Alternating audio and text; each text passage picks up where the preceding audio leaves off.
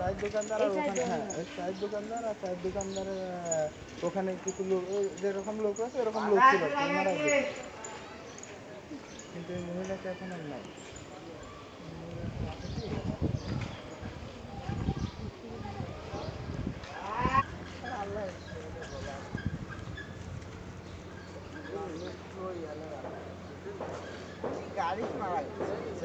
গাড়িতে না, এখানে জীবিত ছিল, উঠিয়ে গাড়িতে এই জায়গায় গাড়িতে তুলিয়ে টান।